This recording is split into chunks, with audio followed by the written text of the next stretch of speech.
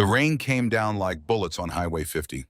It wasn't the gentle kind of rain that whispered promises of spring You think you or can just washed away walk the in dust of a here? long I go summer. where I please. You got a This was problem? Yeah, Nevada you desert can't rain, be here. Try violent and and stop me. unforgiving, the kind that turned dirt roads into rivers and made even the most experienced riders question whether they should pull over and wait it out. Garrett Briggs didn't pull over. He leaned into the wind, his massive frame hunched over the handlebars of his Harley Road King Rain, hammering against the leather cut that bore the Iron Reaper patch across his broad shoulders. The highway stretched out before him like a black ribbon, disappearing into darkness, illuminated only by brief flashes of lightning that split the sky and revealed the endless expanse of sagebrush and rock on either side. It was 10:30 at night, and he had been riding for 6 hours straight. His hands ached from gripping the throttle. His shoulders burned from fighting the crosswinds that tried to push him off the road. Water had long since found its way past his collar, soaking through his shirt and running cold down his spine. But he didn't stop. He couldn't stop. Because in 3 days, his son was getting married, and Garrett hadn't been invited. The wedding invitation sat folded in the inside pocket of his jacket, protected from the rain by layers of worn leather. He had received it 2 weeks ago, forwarded to him at the Iron Reaper Clubhouse in Carson City, because Caleb didn't know where his father actually lived. Or maybe Caleb knew and simply didn't care enough to send it to a real address. The invitation had been addressed to the clubhouse, not to Garrett's home, not to his apartment, to the place where broken men went to forget they had families. Garrett had opened the envelope with hands that trembled slightly, expecting nothing, hoping for everything. Inside was a formal card with elegant script announcing the marriage of Caleb James Briggs to Abigail Rose Fletcher. The ceremony would take place at St. Patrick's Cathedral in Reno, Nevada on Sunday, November 24th at 11 o'clock in the morning. There had been no personal note, no invitation to the reception, no phone number to RSVP, just the card and the silence that came with it.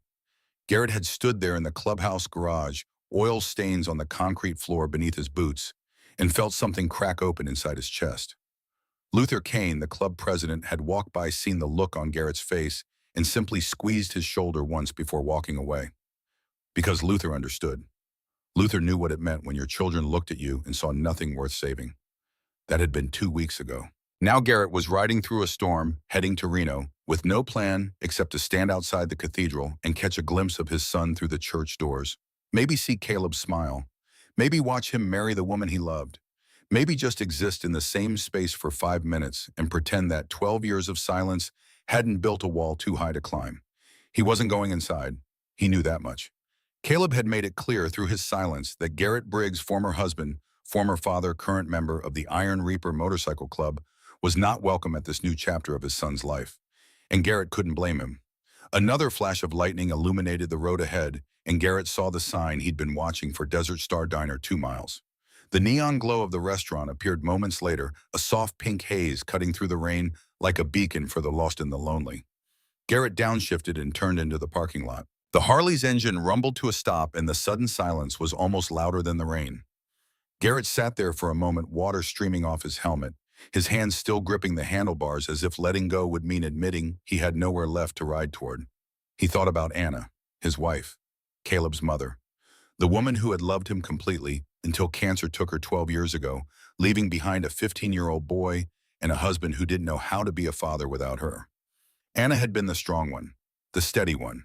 She had been the reason Garrett worked 2 jobs and came home every night. She had been the reason he believed in goodness, in second chances, in the idea that a man could be more than the sum of his mistakes. And when she died, Garrett had fallen apart so completely that he forgot he still had a son who needed him. He had spent 6 months drowning in whiskey and guilt, barely able to get out of bed, let alone care for a grieving teenager. Caleb had learned to cook his own meals, learned to take the bus to school, learned to forge his father's signature on permission slips because Garrett was either too drunk or too broken to sign them himself. By the time Garrett finally crawled out of the darkness and joined the Iron Reaper MC, searching for brotherhood to replace the family he'd abandoned, Caleb had already learned the most important lesson of his young life: his father could not be counted on. Garrett climbed off the bike, his legs stiff and aching. He pulled off his helmet and ran a hand through his wet hair, now more gray than brown, and looked up at the diner. The Desert Star had been here for as long as Garrett could remember. It was one of those timeless roadside places that seemed to exist outside of normal reality, a refuge for truckers and travelers and people with nowhere else to go. The building itself was small and square, aluminum siding painted a faded turquoise, with a neon sign above the door that flickered pink and blue in the rain. Through the water-streaked windows, Garrett could see the warm glow of fluorescent lights and the shapes of people moving inside. He walked to the door and pulled it open. The bell above the entrance chimed brightly, a cheerful sound that felt almost obscene against the violence of the storm outside. Garrett stepped inside and the smell hit him immediately: burnt coffee, frying bacon, the faint chemical tang of industrial cleaning products. It was the smell of every diner he'd ever been in, comforting in its familiarity. The interior was exactly what he expected. A long counter with red vinyl stools ran along the left side, behind which a tired-looking waitress wiped down the coffee machine with the mechanical efficiency of someone who had done this 1,000 times before. Booths lined the right wall, their cracked red seats patched with duct tape. The floor was black and white linoleum, scuffed and yellowed with age. 3 other people occupied the diner. At the counter, a truck driver slumped over a plate of eggs, his head nodding dangerously close to the runny yolks as he fought to stay awake. In a booth near the window, 2 college-age kids sat close together, whispering and occasionally glancing nervously in Garrett's direction. Garrett was used to that reaction. At 6'3" and 240 pounds, with a thick beard streaked with gray and arms covered in faded tattoos, he cut an intimidating figure even without the Iron Reaper patch on his back.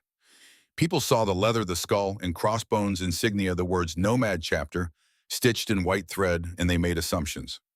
Most of those assumptions were wrong, but Garrett had learned long ago that explaining himself to strangers was a waste of breath. He chose a booth in the back corner out of habit more than necessity. 30 years of riding with outlaw clubs had taught him to always sit with his back to the wall, always keep the exits in view, always assume that trouble could walk through the door at any moment. The waitress approached with a coffee pot and a tired smile. She was in her early 40s, Garrett guessed, with auburn hair pulled back in a ponytail, and the kind of lived-in face that suggested she'd seen plenty of hard years, but refused to let them break her. Her name tag read Iris. Garrett looked up and recognition flickered across her face. "Garrett Briggs," she said softly. He blinked in surprise. "Do I know you?" Iris set down the coffee pot and crossed her arms, studying him with an expression that was hard to read. "You saved my father's life 8 years ago, right outside this diner." The memory came back slowly. A hot summer night, Garrett passing through on his way to Sacramento. 2 men with guns trying to rob the elderly owner of the Desert Star. Garrett had intervened without thinking, the way he always did when he saw someone helpless, being hurt by someone strong. He had sent both men to the hospital and the old man back inside his diner, and then he had climbed on his bike and ridden away before the police arrived, because men with his record didn't stick around to give statements. "Your father," Garrett said quietly. "Pete Calloway." "That's right." Iris poured coffee into the mug in front of him without asking if he wanted any. "He passed away 2 years ago, heart attack. But he talked about you until the end, called you his guardian angel." She smiled faintly. "Though I don't think most angels ride Harleys." Garrett looked down at his coffee. "I'm sorry about your father." "Don't be, he lived a good life." Iris pulled out a rag and wiped down the already clean table, a nervous gesture. "What brings you through town, still running from something or finally running toward it?" The question caught him off guard. Garrett wrapped his hands around the warm mug and considered lying. But there was something about Iris Calloway, something about the way she looked at him without fear or judgment, that made him want to tell the truth. "My son's getting married in 3 days," he said. "In Reno. I wasn't invited, but I'm going anyway. Thought I'd stand outside the church, maybe catch a glimpse of him. Let him know I'm still here, even if he doesn't want me to be." Iris was quiet for a moment. Then she sat down across from him, which surprised Garrett even more than her recognition. "My father and I didn't speak for 15 years, she said. "I left home when I was 18, angry at him for things that seemed important at the time, but that I can't even remember now. I had a daughter, got married, got divorced, and through all of it, I told myself I didn't need him." She looked out the window at the rain. "Then one day I got a call that he'd had a stroke. I drove here from Portland, convinced I'd arrived too late, convinced I'd lost my chance. But he held on. And when I walked into his hospital room, you know what he said?" Garrett shook his head. "He said, 'I knew you'd come. Not where have you been, not why did it take so long, just I knew you'd come.'" Iris turned back to him. "Parents and children hurt each other. It's what we do. But showing up anyway, even when you're not invited, even when it hurts, that's how you start building the bridge back." Before Garrett could respond, the bell above the door chimed again. Both of them looked toward the entrance. An elderly woman stumbled through the doorway, soaked to the bone, her white hair plastered to her skull, rain dripping from the hem of her wool coat onto the linoleum floor. She was small, barely 5 feet tall, with a thin frame that trembled visibly as she stood in the entrance, one hand gripping the doorframe as if she needed it to stay upright. But it wasn't her appearance that made Garrett's instincts flare. It was the look in her eyes. Pure, undiluted terror.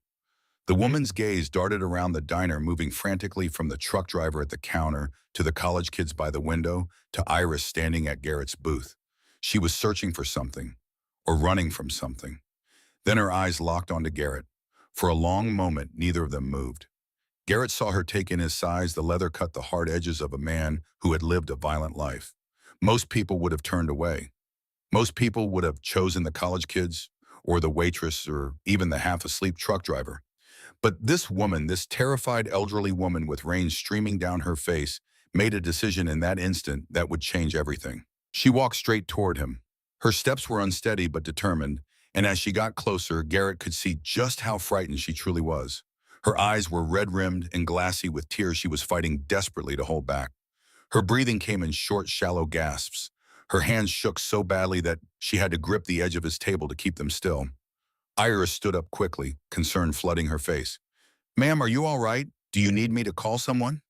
The woman didn't answer. She was looking only at Garrett. And then she did something that stopped his heart. She dropped to her knees beside the booth. An old woman, 70 if she was a day, knelt on the dirty diner floor in her soaked coat and gripped Garrett's hand with surprising strength. Her skin was ice cold and paper thin, and he could feel every bone in her fingers. She leaned close, her voice barely louder than the rain hammering the windows outside.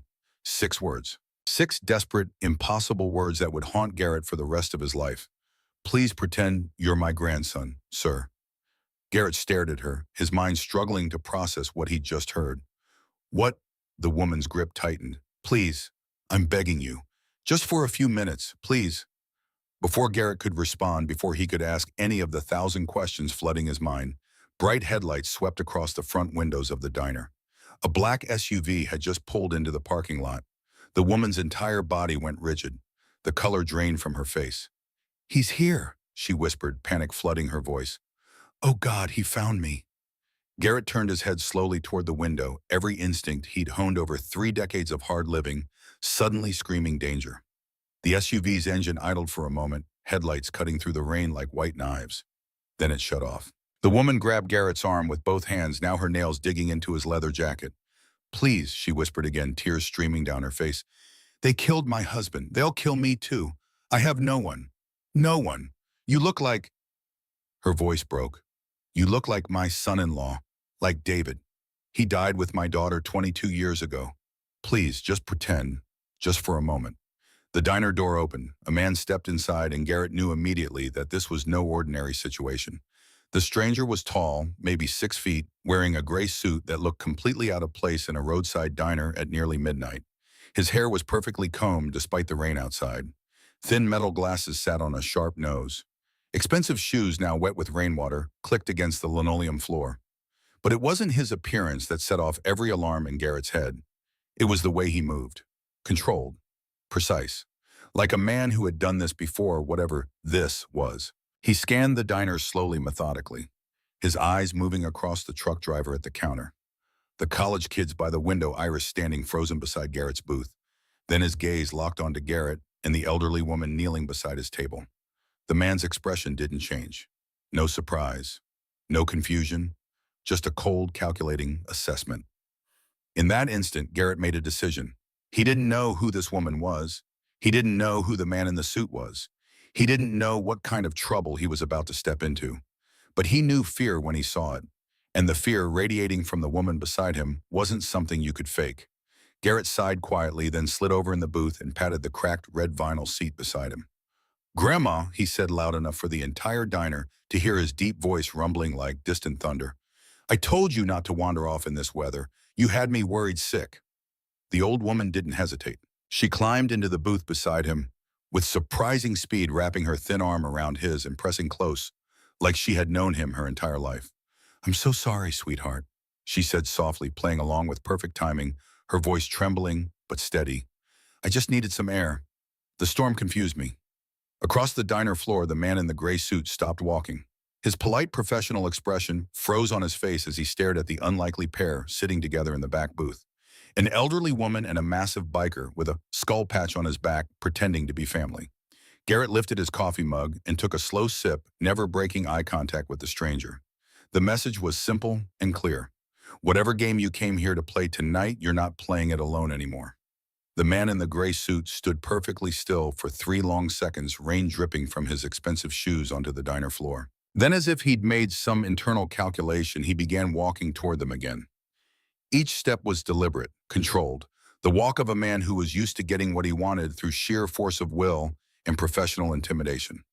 The truck driver at the counter had lifted his head, now suddenly wide awake, watching with the kind of cautious awareness that came from a lifetime of knowing when to mind your own business and when to pay very close attention.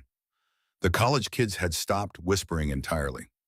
Even the background hum of the diner seemed to fade, leaving only the sound of rain hammering the roof and the quiet click of expensive shoes on linoleum. The stranger stopped beside Garrett's table and offered a polite smile that didn't reach his eyes. "I apologize for the interruption," he said smoothly, his voice controlled and professional, the kind of voice used by lawyers and corporate executives who were accustomed to being obeyed. "But I believe there's been a misunderstanding." He gestured toward the elderly woman sitting pressed against Garrett's side. "This woman is my mother. She suffers from occasional confusion and has a tendency to wander when she's upset. I've been searching for her for the past hour."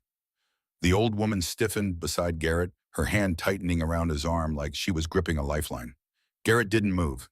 He simply leaned back in the booth and studied the man the same way the man was studying him. "That's so," Garrett said slowly. It wasn't a question. The stranger nodded politely and reached into his pocket. For a split second, Garrett's muscles tensed instinctively, his body preparing for violence. But the man only pulled out his phone and tapped the screen before holding it up for Garrett to see. "Here," he said, turning the phone toward Garrett. "Proof." And the photograph showed the same elderly woman standing beside the suited man outside what looked like a large house with white columns. She was smiling in the photo, wearing a clean floral dress and a pearl necklace, her hair neatly styled. On the surface, it looked convincing. But Garrett Briggs had spent most of his adult life reading people learning to spot lies in the tension of a jaw or the flicker of an eye. And something about this photo didn't sit right. The woman beside him was trembling like a leaf in a hurricane. The woman in the photo looked calm, post-staged. Garrett lowered his gaze to the old woman and spoke quietly so only she could hear. "You know this man?" She shook her head so violently it looked painful. Tears gathered in the corners of her eyes.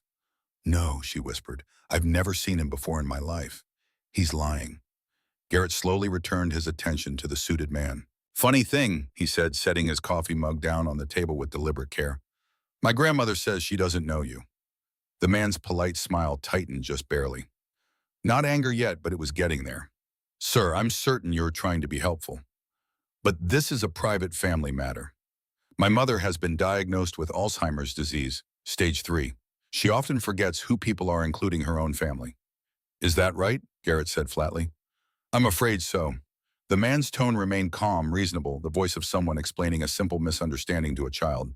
"I have her medical records in the car if you'd like to see them. But really, this has gone on long enough. Mother, it's time to come home." He extended his hand toward the woman. She pressed herself harder against Garrett, shaking her head frantically. "I'm not going anywhere with him." The suited man sighed as if dealing with a particularly difficult toddler. He looked at Garrett with an expression that managed to be both sympathetic and condescending at the same time. "You seem like a decent man," he said. "I'm sure you understand how difficult it is to care for an aging parent with dementia. But you're making this situation more complicated than it needs to be." He leaned slightly closer, lowering his voice to something almost friendly. "Let the woman come with me, and you can get back to your coffee and your ride. No harm done." The old woman's grip on Garrett's arm had become almost painful. He could feel her entire body shaking, could hear the rapid, frightened rhythm of her breathing. "I'm not going," she whispered again, louder this time. "He'll kill me, just like they killed Harold." The suited man's expression didn't change, but something cold flickered behind his eyes. Garrett exhaled slowly, then pushed himself to his feet. The booth creaked as he unfolded to his full height, towering over the stranger by nearly half a foot. The fluorescent lights above reflected off the chrome rings on Garrett's fingers, the thick steel chain attached to his wallet, the iron reaper patch that covered his entire back. For a moment, neither man spoke. Then Garrett leaned down just slightly, so their faces were level, and spoke in a voice that was quiet but carried the weight of absolute finality. You heard the lady. She doesn't want to go. The man studied Garrett with narrowed eyes, the mask of politeness finally slipping. You have no idea who you're interfering with. Garrett shrugged. Probably not. He glanced briefly out the window. Another vehicle had just pulled into the parking lot, its headlights cutting through the rain. A second black SUV parking beside the first.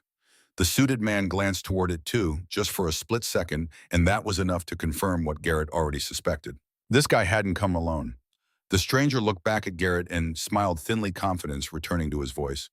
I'm trying to be reasonable here, but you're forcing my hand. Garrett chuckled under his breath, a sound with no humor in it. Buddy, you picked the wrong diner for that speech. Behind the suited man, the diner door opened again as two large men stepped inside. Both wore dark jackets despite the desert heat.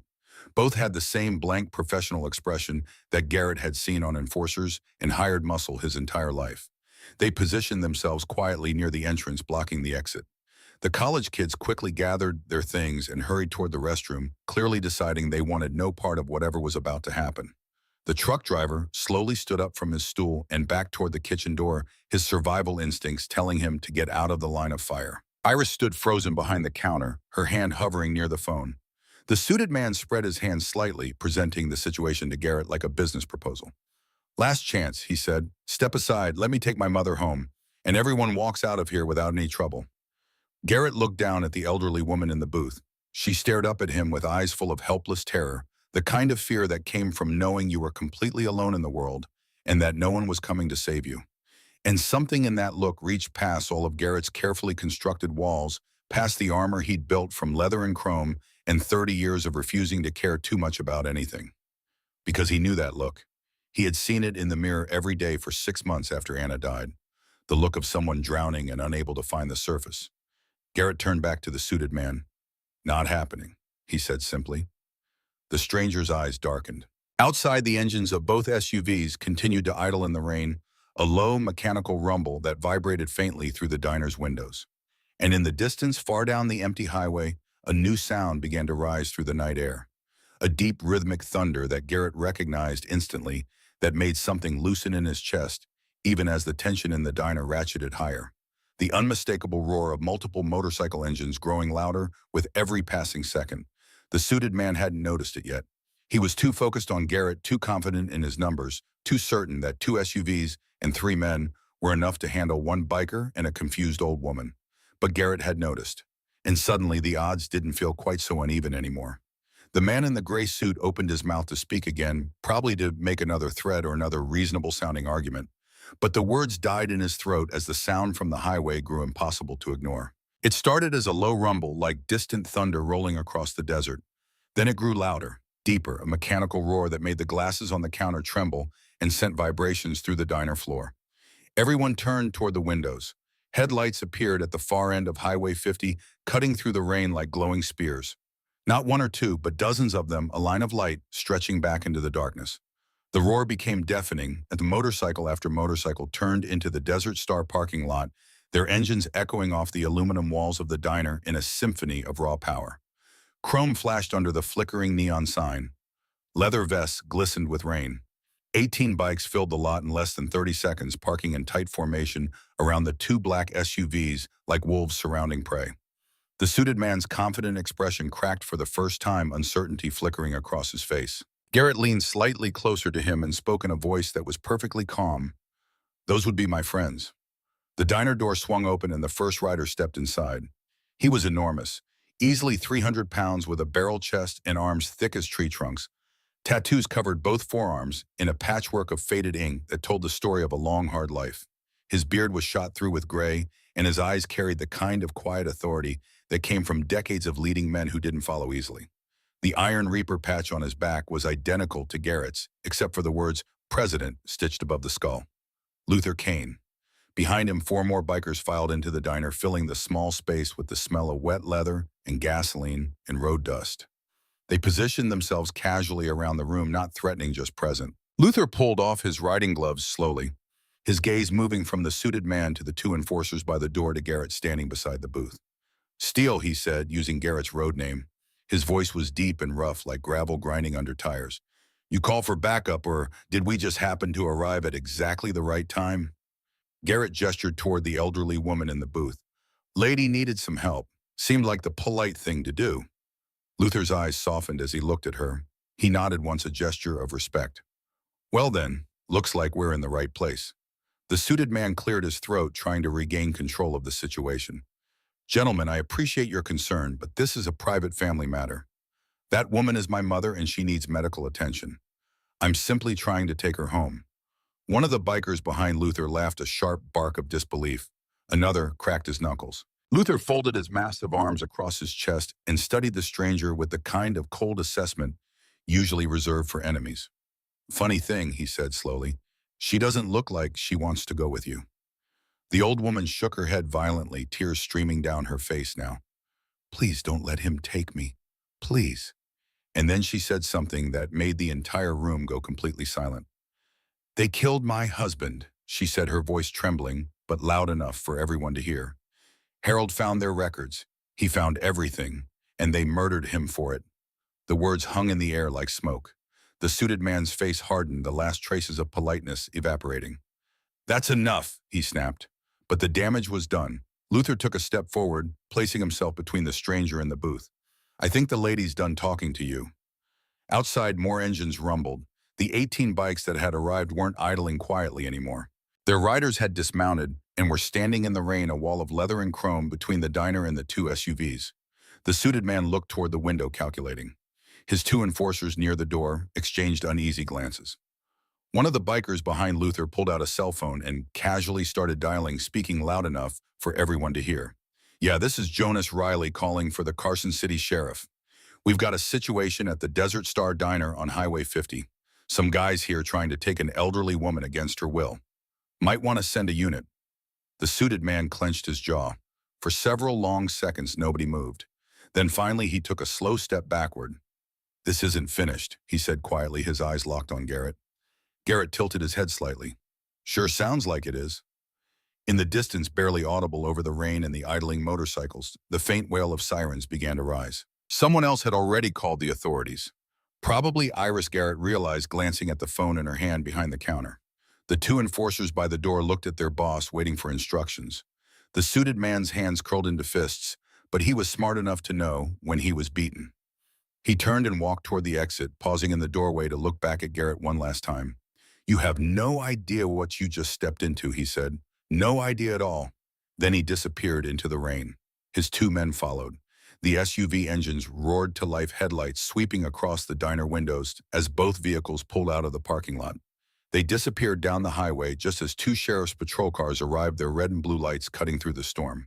For a moment, the only sound was the rain hammering the roof and the quiet rumble of 18 Harley engines slowly winding down. Then Luther let out a long breath and turned to Garrett. You want to tell me what the hell that was about?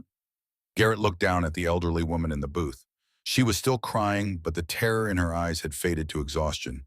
She looked small and fragile and utterly spent. I don't know yet, Garrett said honestly, but I think we're about to find out. The sheriff's deputies took statements for nearly an hour. Dorothy Whitmore sat in the booth with a blanket wrapped around her thin shoulders, her hands trembling around a cup of hot tea that Iris had brought her. She answered their questions in a quiet, shaking voice, telling them about Harold, about Silver Point Development, about the men who had been following her. The deputies wrote everything down with the kind of professional detachment that suggested they'd heard 1,000 stories like this before and believed maybe half of them. They asked for proof. They asked for documentation. They asked if she had any family they could call. Dorothy had neither proof nor family, just her word and the terror still lingering in her eyes. Garrett stood near the counter with Luther watching the scene unfold, his arms crossed over his chest. The other Iron Reaper members had moved outside, standing in a loose circle around their bikes despite the rain, a silent wall of protection that sent a clear message to anyone watching. This woman was under their protection now. One of the deputies, a young man who couldn't have been more than 25, approached Garrett with a notepad. Mr. Briggs, the woman claims you're her grandson, but her records show she only had one daughter deceased 22 years ago. No grandchildren. Can you explain that? Garrett met the deputy's eyes steadily. She asked me to pretend to be family. She was scared. I helped. That's all. And the men who were here, the ones in the SUVs, never seen them before in my life. The deputy studied Garrett's face, clearly trying to decide if he was telling the truth or simply knew how to lie convincingly. Finally, he sighed and closed his notepad. Mrs. Whitmore is free to go. We'll file a report about the incident. If those men contact her again, she should call us immediately. Luther made a sound that might have been a laugh or a grunt of disbelief. Yeah, I'm sure that'll stop them. The deputy shot him a warning look but didn't respond. He and his partner left a few minutes later, their patrol cars pulling back onto the highway and disappearing into the rain. The diner felt too quiet after they left. Iris locked the front door and flipped the sign to closed, even though it was barely past midnight. She moved around the space, wiping down tables and refilling coffee pots, the kind of busy work people did when they needed to process something difficult. Dorothy hadn't moved from the booth. She sat hunched over her tea, staring at nothing, her face pale and drawn. Garrett slid into the seat across from her. She looked up slowly, and when their eyes met, she started crying again. Not the terrified sobbing from before, but a quieter, deeper grief that came from a place beyond words. I'm sorry, she whispered. I'm so sorry for dragging you into this. I didn't know where else to turn. I've been running for 2 weeks, sleeping in my car, too scared to go to a hotel because I thought they'd find me. And when I walked into this diner and saw you, she shook her head. You look so much like David, my son-in-law. He had your build, your eyes. He died in a car accident with my daughter Rebecca 22 years ago. And for just a moment, I thought maybe God had sent me someone who could help. Garrett didn't know what to say to that. He'd never thought of himself as someone God sent to help people. Usually he was the kind of man mothers warned their children to avoid. Tell me what happened, he said quietly, from the beginning, and tell me the truth. Dorothy took a shaky breath and wrapped her hands tighter around the teacup. Harold was my husband, she began. We were married for 50 years. He worked as an accountant for Silver Point Development Corporation for 22 years. It was a good job, stable. He handled their books, their property acquisitions, their financial records. He was proud of his work. She paused, her eyes distant. But last spring something changed. Harold started coming home late, looking worried. He wouldn't tell me what was wrong at first. Just said there were some irregularities in the accounts that he needed to investigate. But as the weeks went by, he got more and more frightened. He stopped sleeping. He started carrying all his files in a locked briefcase. He wouldn't let me touch his computer. What did he find? Luther asked, pulling up a chair beside Garrett. Dorothy's voice dropped to barely a whisper. 15 years of money laundering. $340 million moved through fake property deals and shell companies. Silver Point wasn't just a development corporation. They were washing drug money for a Mexican cartel, funneling it through real estate purchases across Nevada and California. The diner was completely silent except for the rain on the roof. Harold copied everything, Dorothy continued. Every transaction, every fake deed, every shell company. He put it all on a USB drive. He was going to turn it over to the FBI. He had an appointment scheduled for July 23rd. Her hands began to shake harder. But on July 20th at 3:17 in the morning, Harold died. The police said he fell asleep at the wheel driving home from a late meeting and drove off the road into a ravine. But Harold never fell asleep while driving. Never. And when I saw his body at the morgue, she closed her eyes. There were bruises on his neck, dark marks like someone had grabbed him. I told the police. They said the bruises were from the accident, but I know what I saw. Garrett leaned forward. Where's the USB drive now? Dorothy shook her head. I don't know. Harold told me he hid it somewhere safe, somewhere they'd never think to look. But he died before he could tell me where. I searched everywhere. Our house, his office, our safety deposit box. Nothing. What about his computer, his files? All gone. 2 days after the funeral, someone broke into our house and took Harold's computer, his briefcase, all his files. They made it look like a burglary, even stole some jewelry to make it convincing. But I knew what they were really after. Luther rubbed his beard thoughtfully. And that's when you realized you were in danger. I found cameras, Dorothy whispered, hidden in my house, in the bedroom, the kitchen, the bathroom. They were watching me, waiting to see if Harold had told me anything before he died.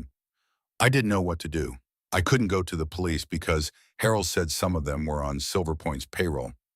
I couldn't call the FBI because I didn't have any proof. So I ran. She looked at Garrett with eyes full of desperate hope. But before I left, I found something. A letter. Harold had hidden it in a place he knew I'd eventually look inside our wedding photo album. The letter said that if anything happened to him, I should go to the Wells Fargo Bank in Reno. He has a safety deposit box there, that I didn't know about. He said everything I needed would be inside. Garrett exchanged a glance with Luther. When does the bank open, boy? Sunday morning, 9 o'clock. Dorothy's voice broke. But I can't go back there. That man, the one in the suit, he'll be watching. He'll kill me before I ever get inside. No, Garrett said firmly. He won't. Luther stood up, his massive frame casting a shadow across the booth. Steele's right. You're under Iron Reaper protection now. Nobody touches you. Nobody. Dorothy looked between them, confusion and gratitude warring on her face. Why would you help me? You don't even know me. Garrett thought about that question. He thought about Caleb, about the wedding he wasn't invited to, about 12 years of silence and regret. He thought about Anna, about the way she used to look at him when he came home from work, like he was someone worth believing in. And he thought about standing outside a church in 3 days, watching his son get married from a distance, invisible and unwanted. Because someone should, he said simply. The words hung in the air between them, carrying more weight than he'd intended. Dorothy reached across the table and took his hand in both of hers, her grip surprisingly strong. Thank you, she whispered. Thank you. Iris approached his table carrying plates of food that no one had ordered. Eggs, bacon toast, hash browns. She set them down in front of Dorothy and Garrett without a word. You need to eat, she said gently to Dorothy. Can't run on empty. Dorothy nodded and picked up a fork with trembling hands. Garrett stood up and walked to the window, looking out at the parking lot where the Iron Reaper members stood guard in the rain. Luther followed him. Sunday's 3 days away, Luther said quietly. That's a long time to keep her safe. I know. And Sunday's also my son's wedding. I know that too. Luther was silent for a moment. Then he put a hand on Garrett's shoulder. Danny died for doing the right thing. He stood up to some corrupt sheriff trying to shake down local businesses, and they ran him off the road for it. Made it look like an accident, just like they did to this lady's husband. He squeezed Garrett's shoulder. We couldn't save Danny, but we can save her. Garrett nodded, not trusting himself to speak. They stood there together, watching the rain, until a sound made them both turn. Dorothy had pulled something from inside her coat. A silver pocket watch, old and tarnished with an ornate cover. She set it on the table, her fingers tracing the engraving on the lid. Garrett and Luther moved back to the booth. What's that? Garrett asked. Harold's watch, Dorothy said softly. It was his grandfather's. He carried it every day for 40 years. It stopped working the night he died, 3:17 in the morning. I haven't been able to wind it since. It's like time stopped for both of us. She opened the watch carefully. Inside was a faded photograph tucked beneath the clock face. A young couple on their wedding day, both impossibly young and smiling at each other like they'd just discovered the meaning of happiness. 50 years, Dorothy whispered. We had 50 good years, and they took 'em from me over money, over greed. Garrett stared at the photograph, at the way the young Harold looked at his bride, and felt something crack open inside his chest. That was what love looked like. That was what he'd had with Anna. That was what he'd thrown away in his grief. His phone buzzed in his pocket. He pulled it out and saw Caleb's name on the screen. A text message sent at 1:15 in the morning. Dad, I know you're coming to Reno. Abigail's mom saw your name on the hotel registry. Please don't. I don't want you there. I don't want to explain to her family why my father is a biker who abandoned me. Just stay away, please. The words hit harder than any punch Garrett had ever taken. Luther read the message over his shoulder and swore quietly. Kid doesn't pull his punches. He's right, though, Garrett said, his voice hollow. I did abandon him, and now he's paying for it. He started to put the phone away, but Dorothy reached out and stopped him. Call him, she said. What? Call your son, right now. It's 1 in the morning. He won't. Call him, Dorothy repeated more firmly this time. Trust me. Garrett hesitated, then pressed the call button. The phone rang 4 times before Caleb answered, his voice thick with sleep and irritation. What do you want? I got your message, Garrett said. And you're right. You're right about all of it.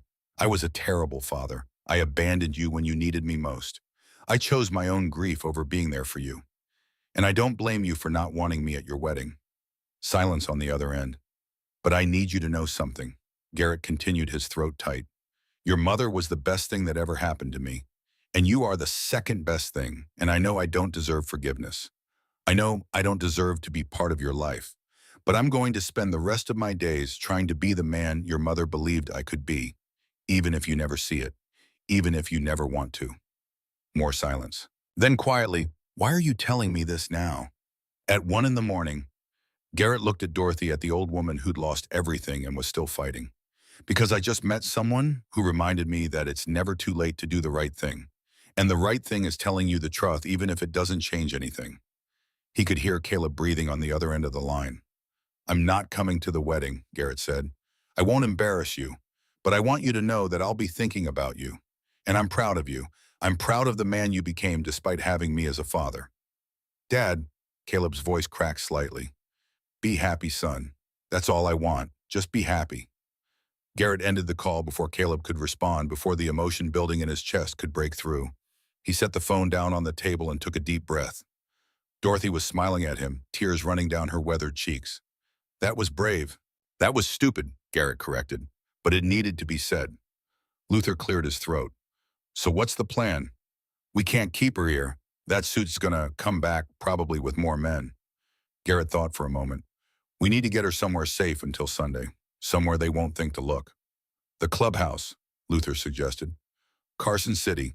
We've got security cameras and 20 brothers who'd love an excuse to crack some corporate skulls. But Garrett shook his head. Too obvious. If they've been watching her, they probably know about us now. They'll check every MC clubhouse in Nevada. Iris, who had been listening quietly from behind the counter, spoke up.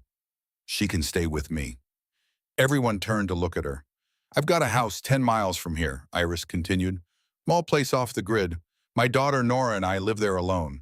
Nobody knows about it except locals. If you're worried about safety, I've got my father's shotgun and I know how to use it. Dorothy looked at Iris with something like wonder.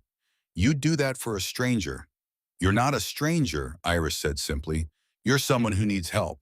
And 8 years ago, a stranger helped my father when he needed it most. She looked at Garrett. Time to pay that forward. Garrett felt something loosen in his chest, some tight knot of cynicism that had been there so long he'd forgotten it existed. Okay, he said. Dorothy stays with Iris. Luther, I need you to post guards.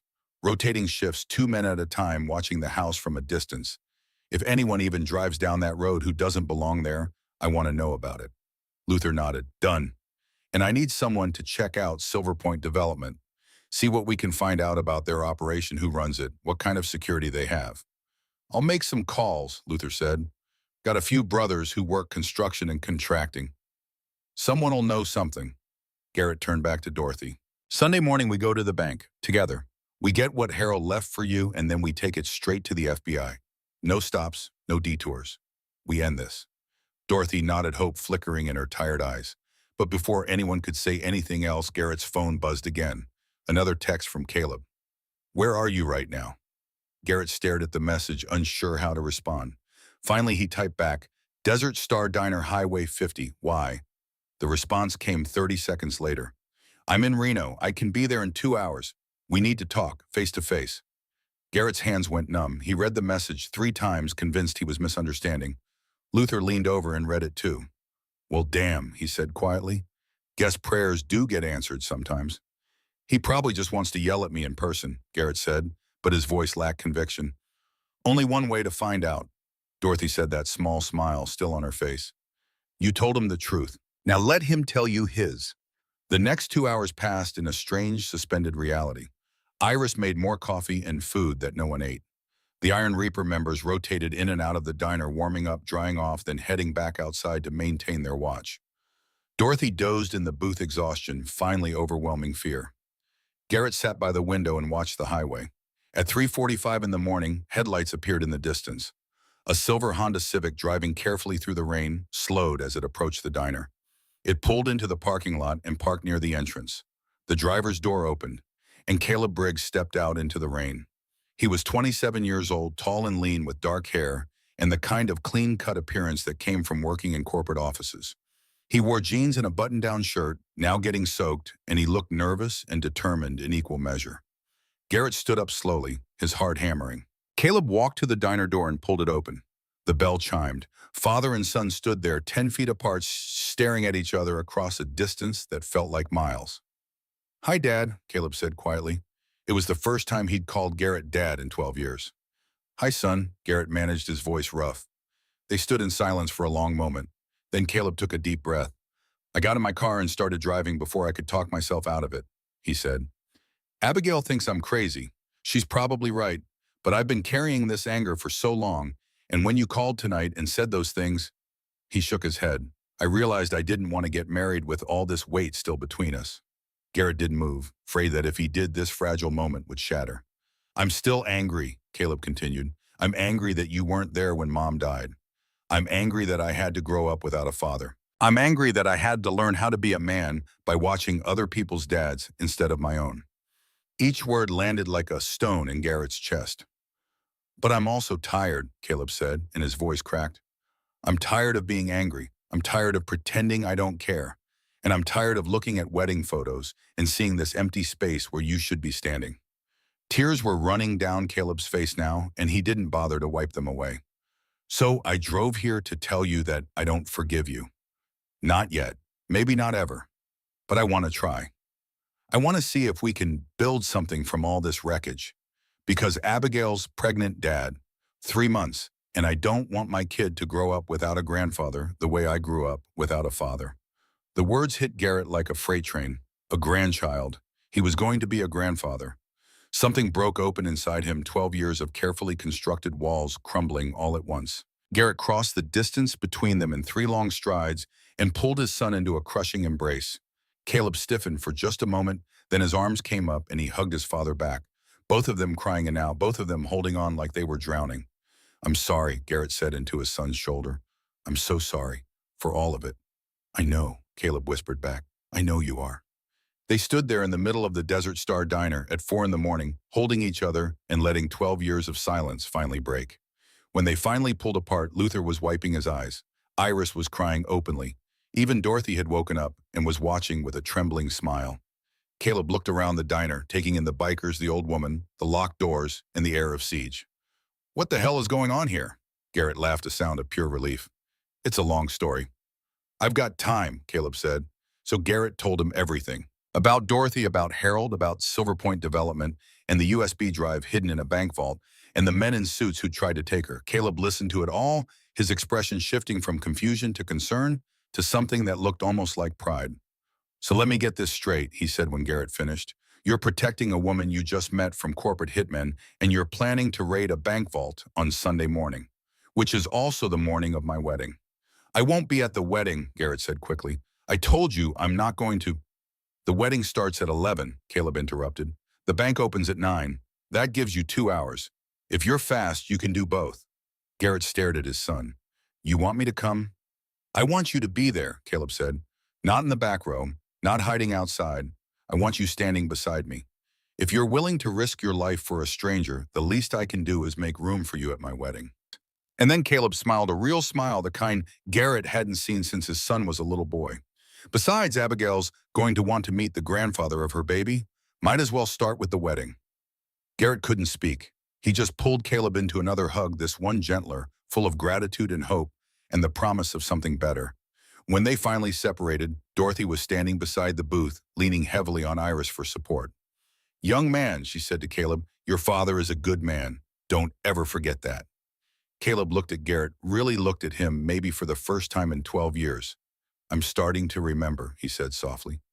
Outside, the rain was finally beginning to ease. The storm was passing, leaving behind clean air and the promise of dawn. Luther clapped Garrett on the shoulder. Looks like you got your miracle brother. Yeah, Garrett said, watching his son talk quietly with Dorothy, explaining to her about the baby, about the wedding, about second chances. Yeah, I think I did. But as the first gray light of morning touched the horizon, Garrett couldn't shake the feeling that the real storm was still ahead. Because somewhere in Reno, Vincent Crane was making plans of his own. And Sunday was still 3 days away. The sun rose over Nevada on Sunday morning in shades of orange and gold, painting the desert in colors that promised either salvation or judgment, depending on which side of the law you stood. Garrett Briggs hadn't slept. He sat on the porch of Iris Calloway's small house, watching the horizon lighten a cup of black coffee growing cold in his hands. Behind him, through the screen door, he could hear the quiet sounds of people waking up. Dorothy's soft footsteps in the guest room. Iris moving around the kitchen. Nora Iris's 14-year-old daughter humming something while she got ready for school. 3 days had passed since that stormy night at the Desert Star Diner. 3 days of waiting, of planning, of watching the road for black SUVs that never came. But the silence hadn't brought peace. It had brought something worse, the weight of knowing that Vincent Crane was out there somewhere planning his next move. Luther had kept guards posted around the clock, rotating shifts of Iron Reaper members who sat on their bikes in the distance, eyes always on the house. If Vincent or anyone from Silver Point Development had tried to approach directly, they would have seen them coming from a mile away. But Vincent Crane hadn't gotten to where he was by being predictable.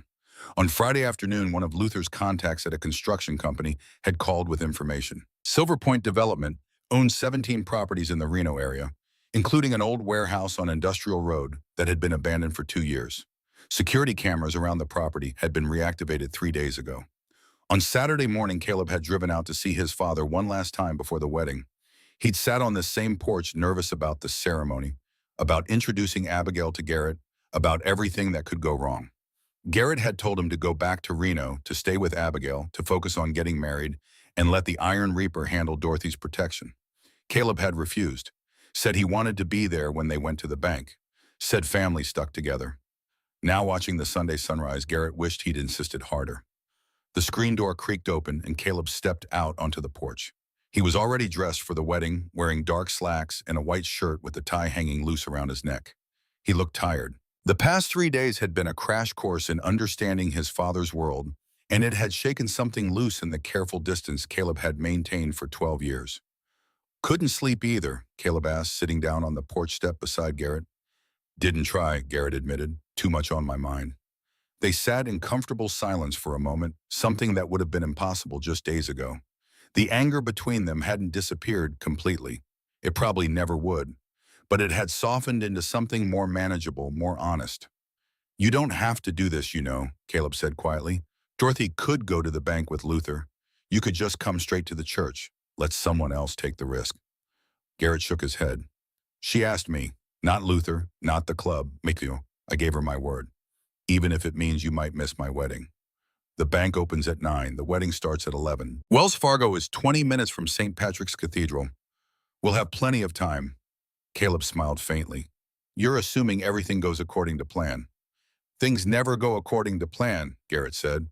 But we plan anyway because it's better than walking in blind. The door opened again and Dorothy emerged wearing a simple blue dress that Iris had given her. She looked stronger than she had 3 nights ago. The terror had faded from her eyes, replaced by something harder. Determination. The kind that came from deciding you'd already lost everything that mattered and had nothing left to fear. Good morning, she said softly, joining them on the porch. Beautiful sunrise, boy. Yes, ma'am, Garrett agreed. Dorothy looked at Caleb, then back at Garrett. Your son should be with his bride this morning, not worrying about an old woman's problems. I'm exactly where I need to be, Caleb said firmly. And you're not a problem, Mrs. Whitmore. You're family now. Dad made you family when he helped you, which means you're my family too. Dorothy's eyes filled with tears, but she smiled.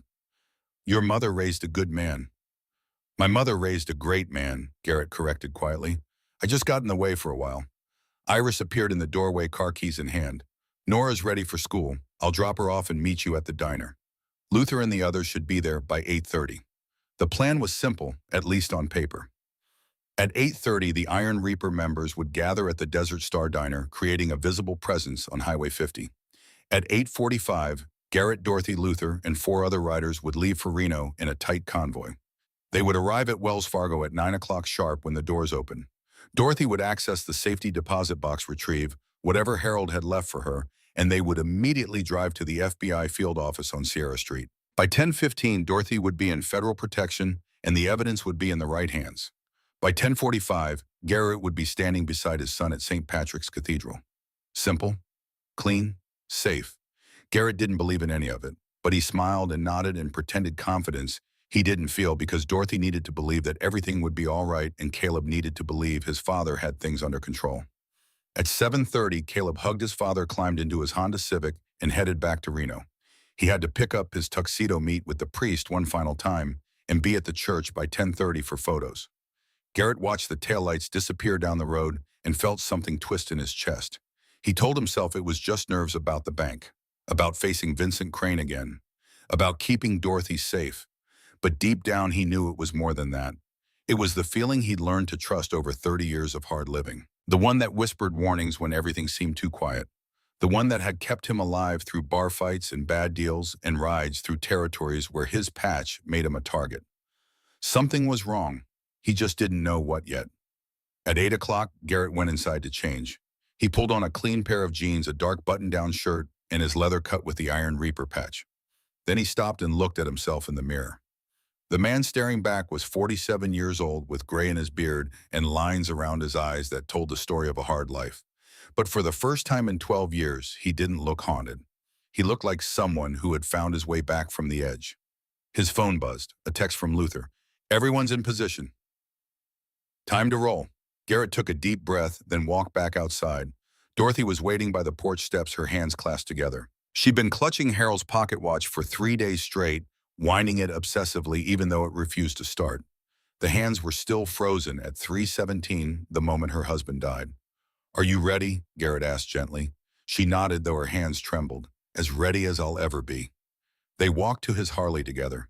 Luther pulled up on his bike, followed by 4 other Iron Reaper members. The sound of their engines shattered the quiet morning, a mechanical thunder that sent birds scattering from nearby trees. "Stay close," Luther said to Dorothy as Garrett helped her onto the back of his bike. "Don't let go and trust steel to get you there safely." Dorothy wrapped her arms around Garrett's waist, and he felt how badly she was shaking. "It's going to be okay," he told her over his shoulder. "I've got you." The convoy pulled out at 8:45, exactly 6 motorcycles moving in tight formation down the empty highway. The morning sun cast long shadows across the desert, and the air was cool and clean, carrying the scent of sage and creosote. For 20 minutes they rode in silence. The highway stretched out before them, empty and straight, with nothing but desert on either side. Garrett kept his eyes moving, scanning the road ahead, the mirrors, the rocky outcroppings that could hide an ambush. Everything seemed normal. Too normal. Then 5 miles outside Reno, he saw them. 2 black SUVs parked on the side of the highway, exactly where the road curved around a rocky outcropping that provided perfect cover. They weren't even trying to hide. "Luther," Garrett said into his radio headset, "we've got company." "I see them," Luther's voice crackled back. "Keep moving. Stay in formation." But as they approached, both SUVs pulled onto the highway behind them. Not aggressive, not speeding, just following, maintaining a steady distance of about 50 yards. They weren't hiding anymore. They were making a statement. "Faster," Luther ordered. The motorcycles accelerated, engines roaring as they pushed toward Reno, but the SUVs matched their speed easily, closing the distance with the effortless power of vehicles that had twice the horsepower. Dorothy's grip tightened around Garrett's waist. "They're going to stop us," she said, her voice barely audible over the wind. "Not if I can help it," Garrett growled. The Reno city limits appeared ahead, buildings rising from the desert like a promise of safety. Traffic began to thicken. Sunday morning commuters heading to church, families going out for breakfast. The SUVs couldn't do anything too aggressive here. Not with witnesses, not in broad daylight, but they didn't need to. As the convoy reached downtown Reno, both SUVs suddenly accelerated, in engines roaring as they cut in front of the motorcycles and slammed on their brakes in a coordinated maneuver that spoke of military training. Luther swerved hard left, barely avoiding a collision. The other riders scattered, trying to maintain control as their bikes skidded and swerved. Garrett pulled hard to the right, his Harley jumping the curb and skidding onto the sidewalk. Dorothy screamed but held on, her arms locked around his waist like iron bands. Men poured out of the SUVs before the vehicles had fully stopped. Not 2 or 3 this time. 8 of them, all wearing dark suits that barely concealed the weapons underneath, all moving with the kind of precision that came from working together for a long time. And standing in the middle of them, perfectly calm, perfectly composed, was Vincent Crane. He looked different in daylight. The polite corporate mask was still there, but underneath it, Garrett could see something else now. Something cold and patient and absolutely certain of victory. "Mrs. Whitmore." Vincent called out, his voice carrying across the street with the practiced projection of someone used to commanding rooms. "This ends now. Give me what Harold hid, and you walk away. Fight me, and people get hurt." Luther and the other Iron Reaper members had dismounted, forming a wall between Dorothy and Vincent's men. Garrett helped Dorothy off the bike, keeping her behind him, his body positioned between her and Vincent. "She's not giving you anything," Garrett said. Vincent smiled, but there was no warmth in it, no humor, just the cold satisfaction of a man playing a game he'd already won. "I was hoping you'd say that." He raised his hand, and one of his men stepped forward, holding a tablet computer. Vincent took it, tapped the screen a few times, then turned it toward Garrett. Live video feed. A warehouse interior, concrete floors, exposed beams, the kind of abandoned industrial space that dotted the outskirts of every American city. And tied to a chair in the middle of it, bloodied but conscious, was Caleb. Garrett's world stopped. The street noise faded. The morning sun seemed to dim. All he could see was his son, his boy tied and bleeding because Garrett had let him get too close to this. No, he whispered. Yes, Vincent said, his voice perfectly calm, perfectly reasonable. We took him at 7:45 this morning right outside his hotel. He'd gone for a walk to clear his head before the wedding. Poor timing on his part. His fiancée thinks he's at the church already getting ready. She's probably wondering why he's not answering his phone. Dorothy made a sound like a wounded animal. Luther swore viciously, his hands clenching into fists. Garrett couldn't breathe, couldn't think. All he could see was Caleb's face on that screen, bruised and swollen, one eye nearly shut, blood dried on his lip. And in that moment, Garrett understood with perfect clarity that Vincent Crane had never intended to let any of them walk away from this. The USB drive was secondary. This was about sending a message, about showing what happened to people who interfered with Silver Point Development's business. The USB drive, Vincent said, in exchange for your son, you have 10 minutes to decide. After that, my associate starts breaking bones. And I should mention Mr. Briggs that will start with his hands. I understand he works with computers. Be a shame if he couldn't type anymore. The tablet screen shifted. One of Vincent's men in the warehouse picked up a metal pipe, testing its weight, then walked toward Caleb with slow, deliberate steps. Wait, Garrett said, his voice breaking. Wait, don't hurt him. Vincent lowered the tablet slightly. Then make the right choice. Garrett looked at Dorothy. She was crying silently, her hands pressed to her mouth, her entire body shaking. I'm so sorry, she whispered. This is my fault. I never should have involved you. Your son shouldn't have to pay for my— Stop, Garrett said gently. This isn't your fault. This is on Vincent, on Silver Point, on the men who killed Harold, not on you. Luther stepped closer to Garrett, his voice low and urgent. We can find him. I've got 20 brothers in this city. Give me 30 minutes, we'll tear Reno apart until— He doesn't have 30 minutes, Garrett interrupted. His hands were shaking. His chest felt like it was being crushed in a vice. Vincent will kill him. You know that. I know that. So what do we do? Luther asked. Garrett looked at the Wells Fargo bank across the street. The doors had just opened at 9 o'clock, right on schedule. Inside that building was the truth about Silver Point Development. Evidence that could put Vincent Crane and dozens of others in prison for decades. Evidence that Harold Whitmore had died protecting. Evidence that Dorothy had risked everything to preserve. And standing between Garrett and that evidence was an impossible choice that no father should ever have to make. Save his son or save the truth. Choose family or choose justice. He looked at Vincent Crane, at the man who had orchestrated Harold's murder, who had terrorized Dorothy, who now held Caleb's life in his hands like a bargaining chip in a game Garrett didn't know how to win. And Garrett made his decision. I'll get you the USB drive, he said quietly, but first you let me see my son. Real-time video, proof he's still alive right now. And you let Dorothy go. Vincent considered this for a moment, then shook his head. No, Dorothy stays until I have the drive, but I'll show you proof your son is alive. He tapped the tablet screen. The view changed to a close-up of Caleb's face. One of the men in the warehouse grabbed Caleb's hair and yanked his head back. Dad, Caleb said, his voice rough and slurred from the beating. Don't do it. Don't give them what they want. Let them— The man holding Caleb's hair slammed his fist into Caleb's stomach. Caleb doubled over, gasping.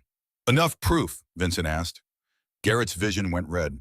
Every instinct in his body screamed at him to launch himself across that street, to put his hands around Vincent Crane's throat and squeeze until the life left his eyes. But Luther's hand on his shoulder held him back, and the cold, rational part of Garrett's mind that had kept him alive for 47 years whispered that attacking Vincent now would get Caleb killed. So he swallowed his rage and turned to Dorothy. Where did Harold hide it? She was shaking her head frantically, tears streaming down her weathered face. You can't give it to him. Harold died for this. If we surrender it now, he died for nothing. All those people Silver Point hurt, they'll never get justice. It'll all be buried. Harold died for you, Garrett said gently, taking her hands in his. Not for a USB drive, and I'm not losing my son over this. I'm sorry, Dorothy, I can't make that sacrifice. But the evidence will mean nothing if Caleb dies, Garrett said, and I'll have to live the rest of my life knowing I chose revenge over my son. I can't do that. I won't. He started toward the bank, but Luther grabbed his arm. Think about this, Luther said urgently, keeping his voice low so Vincent couldn't hear. You give him that drive, he's got no reason to let anyone live. Not Caleb, Not Dorothy, not you. He'll kill all of us and bury the evidence. You know that's how this works. I know, Garrett said, but I have to try, because that's my son, and I've already failed him once. I won't do it again. He pulled free from Luther's grip and walked into the bank, Dorothy following close behind her, steps heavy with the weight of watching everything Harold died for slip away. Inside, the morning light streamed through tall windows, casting everything in shades of gold that seemed almost mockingly beautiful. A young bank clerk approached with a professional smile that faltered when she saw Dorothy's tear-streaked face. "How can I help you today?" "Safety deposit box," Dorothy said, her voice hollow and distant. "Box number 847, under the name Harold Whitmore." The clerk led them through the pristine lobby, past potted plants and marble floors, into the vault room. A secure space lined with metal boxes, each one holding someone's most precious possessions. Secrets and treasures and final wishes. Dorothy signed the access log with a trembling hand, her signature barely legible. Then she used the key she'd been carrying for 3 days to open box 847. Inside was a manila envelope just as Harold had promised. Dorothy lifted it out slowly, reverently, like she was handling something sacred. Her hands shook so badly she almost dropped it twice. Garrett took it from her gently. "Is this it?" She nodded, unable to speak, tears streaming down her face. He opened the envelope. Inside was a USB drive, exactly as Dorothy had described. Small, black, ordinary looking. A piece of plastic and silicon that held the power to topple an empire. And beneath it, a letter in Harold's handwriting, the ink slightly faded but still perfectly legible. Dorothy took the letter and read it aloud, her voice breaking with every word. "My dearest Dorothy, if you are reading this, then I am gone, and I am so very sorry to leave you alone. I know how frightened you must be. I know how hard this journey has been. But please, my love, don't give up. This drive contains 15 years of evidence. 15 years of crimes that destroyed lives and families. If you give it to the FBI, specifically to Agent Catherine Brennan, they will use it to bring justice to people who thought themselves untouchable. I know I'm asking you to be brave when you're terrified. I know I'm asking you to fight when all you want to do is hide. But you are the strongest person I have ever known. You are my hero, and I know you will do the right thing even when it's the hardest thing. I love you more than 50 years could ever express. I am so sorry I cannot grow old with you, but I am so grateful I got to love you at all. Forever yours, Harold." Dorothy folded the letter carefully and pressed it to her chest, her shoulders shaking with silent sobs. Garrett stood there holding the USB drive, feeling its weight.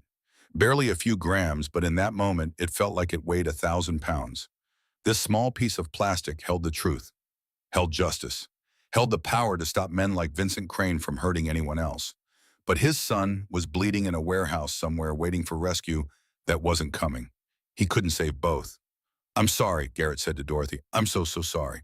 He turned to walk out of the vault to hand the drive to Vincent, to trade justice for his son's life, and spend the rest of his days wondering if he'd made the right choice.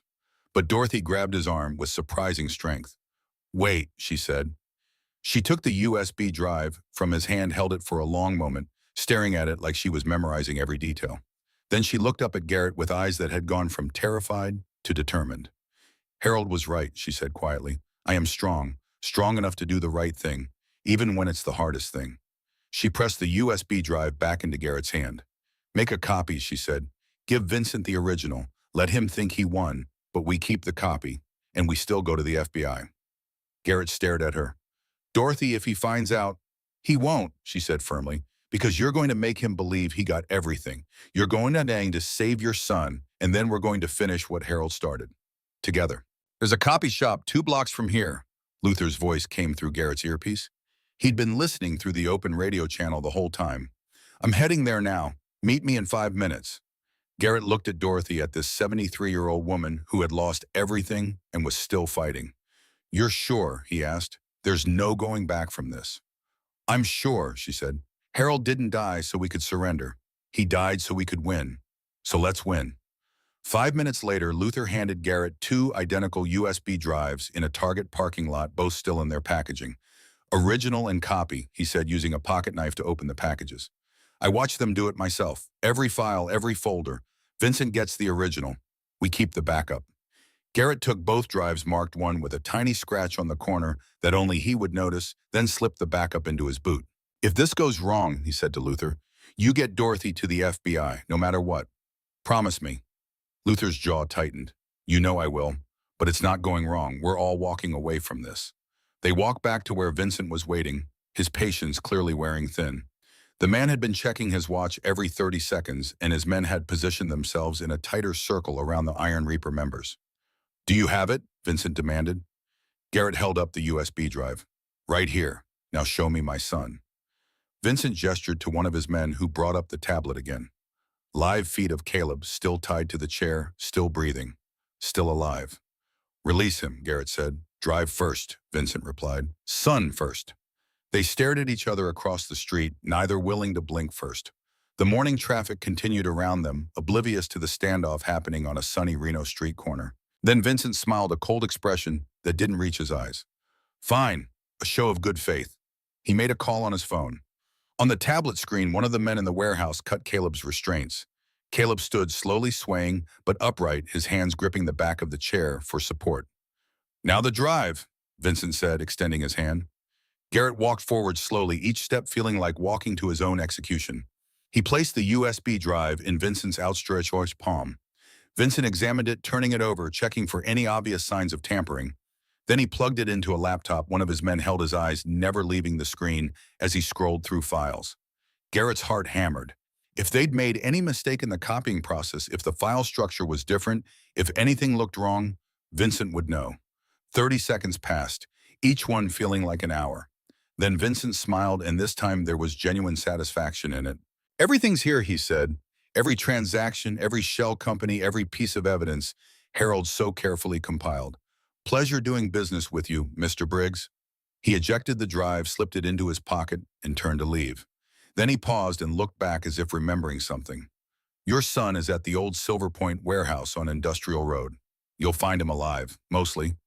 I keep my promises, unlike some people. He climbed into the SUV, and his men followed. Within 30 seconds, both vehicles were gone, disappearing into Reno traffic like they'd never been there. Garrett stood there watching them go, every muscle in his body coiled tight. He wanted to believe it was over, that Vincent would keep his word, that Caleb would be safe.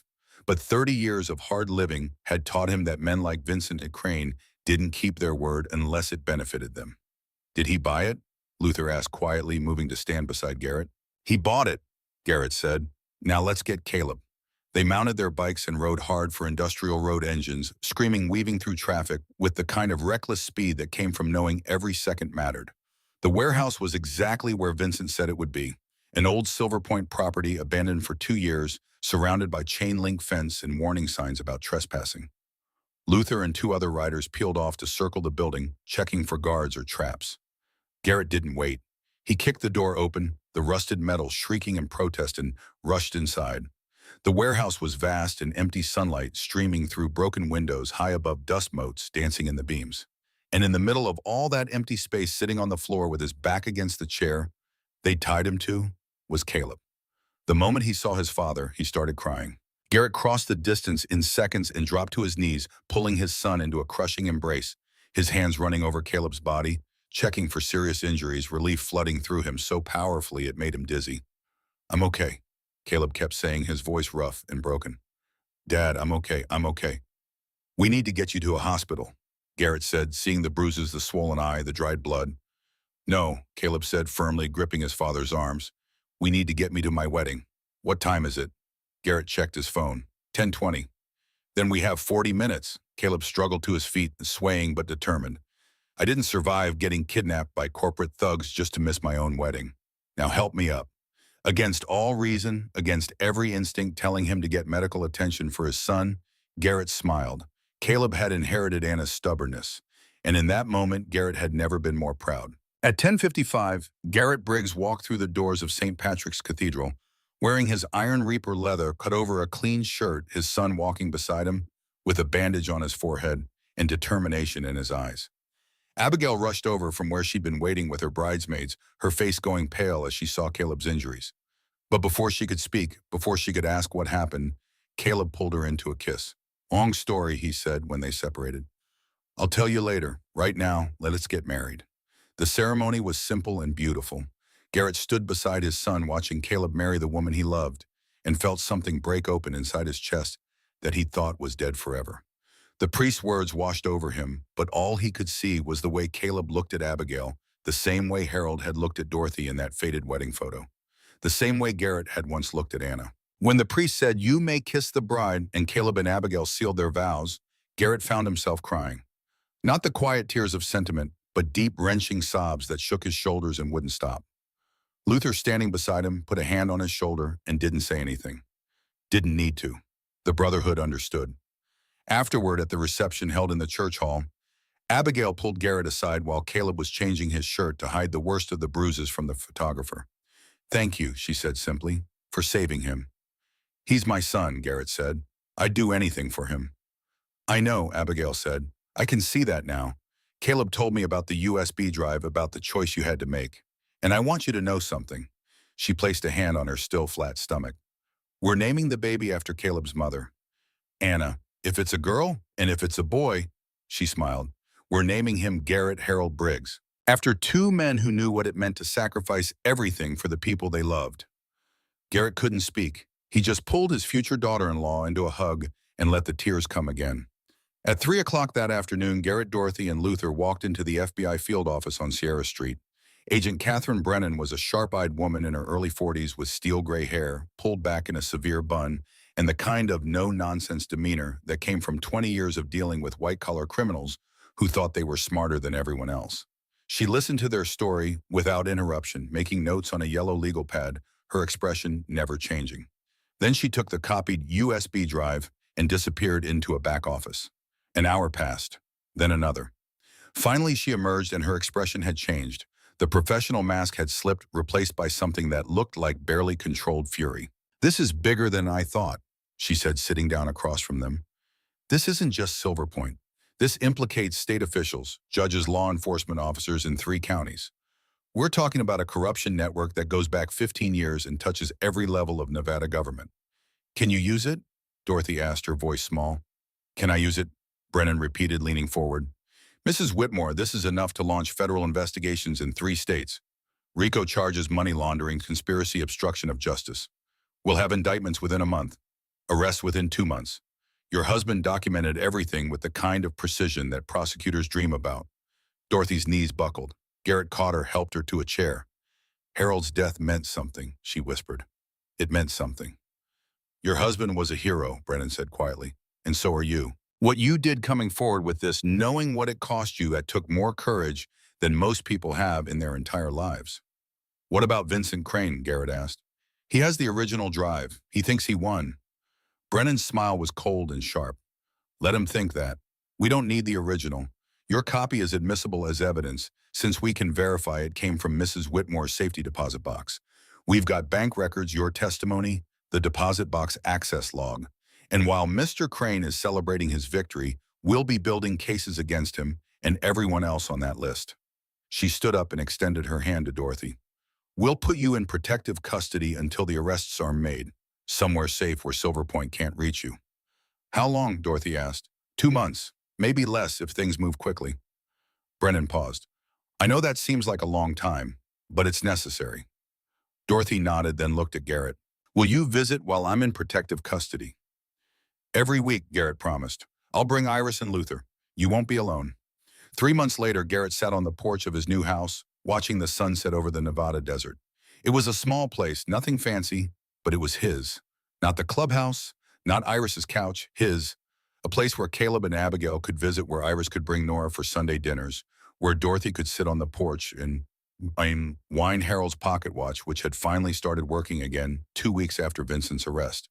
The arrests had come fast, just like Brennan promised. 32 people in the first wave, including Vincent Crane and the CEO of Silver Point Development. Vincent was awaiting trial in federal custody, facing 40 years in prison. His bail had been denied after prosecutors argued he was a flight risk with the resources to disappear. Dorothy was living in Reno now in a small apartment the FBI had helped her secure after the protective custody period ended. She visited often, bringing cookies and stories about the trial preparations, about the victims of Silver Point's schemes who were finally getting their day in court. Iris and Garrett had been dating for 6 weeks. It was slow and careful and good. Nora had started calling him Uncle Garrett, and sometimes when he closed his eyes, he could almost imagine what it would have been like if he'd been there for Caleb, the way he was here for Nora now. Almost, but not quite. Some regrets never fully healed. They just became part of who you were.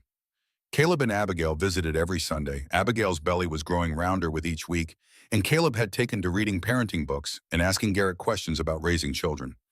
Questions Garrett didn't always know how to answer because he'd failed so completely the first time. But Caleb would smile and say, "You're doing better now. That's what matters." And Garrett had left the Iron Reaper Motorcycle Club. Not in anger, not in shame, but because he'd found something he'd thought he lost forever, a reason to build instead of run, a reason to plant roots instead of chasing the horizon. Luther had understood, had clasped his hand at the clubhouse and said, "You'll always be a Reaper Steel. The patch comes off, but the brotherhood doesn't." Garrett had opened a small motorcycle repair shop on the edge of town. The sign out front read, "Second Chance's Garage." Business was slow but steady.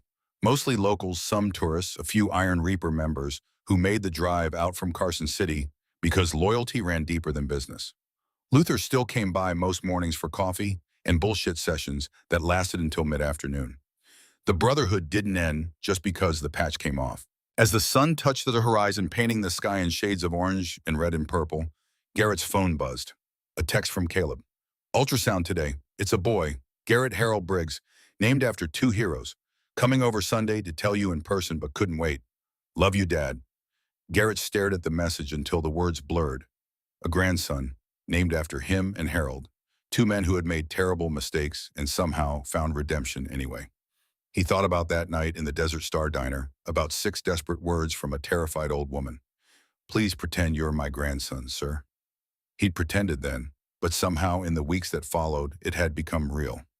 Dorothy wasn't his grandmother by blood. Caleb wasn't Harold's grandson. But they were family in every way that mattered. And family, Garrett had learned, wasn't just about who you were born to. It was about who you chose to stand beside when the storm came. It was about who you fought for when the cost was everything. It was about who you became when someone believed you could be better than you were. The screen door opened. Iris stepped out carrying 2 glasses of iced tea, her hair loose around her shoulders, catching the last light of the day. "You okay?" she asked, sitting beside him. "Yeah," Garrett said, smiling. "Yeah, I really am." They sat together in comfortable silence, watching the desert turn gold and orange and red as the sun sank below the mountains.